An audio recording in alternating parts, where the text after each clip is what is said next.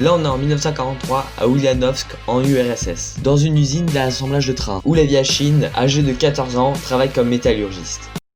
Son portrait craché. Il se dirige ensuite vers le métier de serrurier. Bonjour, je suis Frédéric de Carglass. Il subit peu avant ses 20 ans une grosse dépression due à la guerre et à la misère. Mais à ses 20 ans, tout allait changer. Il va s'engager dans l'armée russe.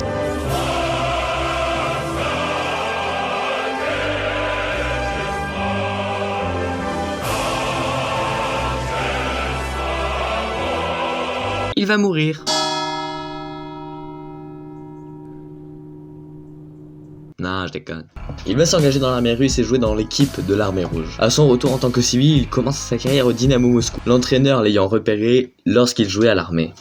Et il y passa 3 belles années sur le banc des remplaçants, avant de voir le premier gardien de but partir.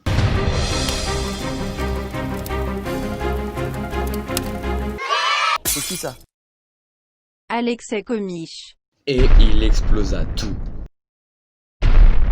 C'est marrant.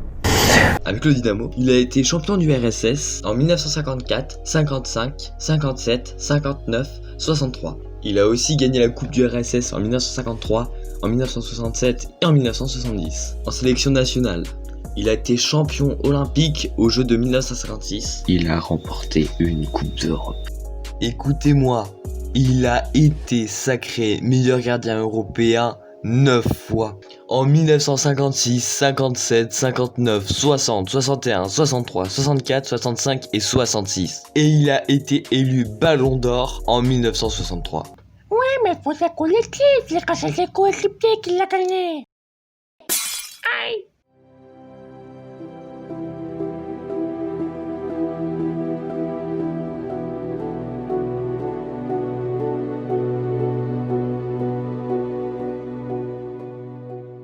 En 1962, il participe avec l'équipe du RSS à la Coupe du Monde au Chili. Il enchaîna les prestations moyennes et s'arrêta en quart de finale sur une boulette de sa part. Tout le monde le voyait déjà en fin de carrière, mais il ne savait pas encore qu'il avait joué pendant toute la Coupe du Monde avec un traumatisme crânien. L'année suivante, il réussit à contrecarrer les propos des médias et remporta le Ballon d'Or.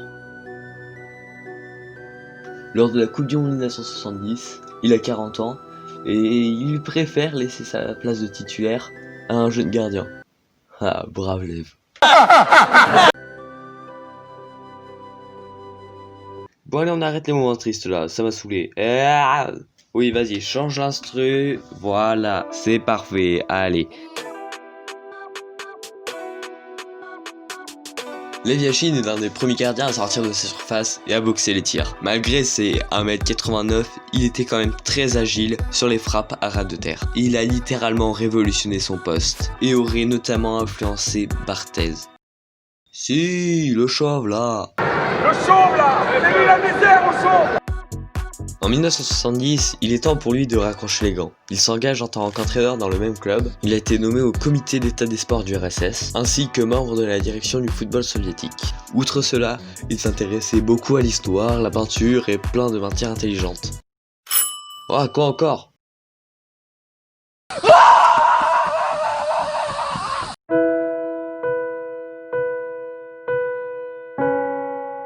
Sans doute une des dernières runes qu'il a fait. Au matin du 21 mars 1990, la légende s'éteint, victime du cancer de l'estomac. 5 ans auparavant, il avait été amputé d'une jambe à la suite d'un Thrombophlébite. Autre fois que tu sers à quelque chose, toi, hein? Le RSS est en deuil et lui dit finalement un au revoir douloureux. Non, l'histoire ne s'arrête pas ici. Il est maintenant l'emblème des gardiens. Il a été sur l'affiche de la Coupe du Monde 2018 et a donné son nom au Ballon d'Or des gardiens, comme si plus aucun gardien ne réussirait à gagner l'original.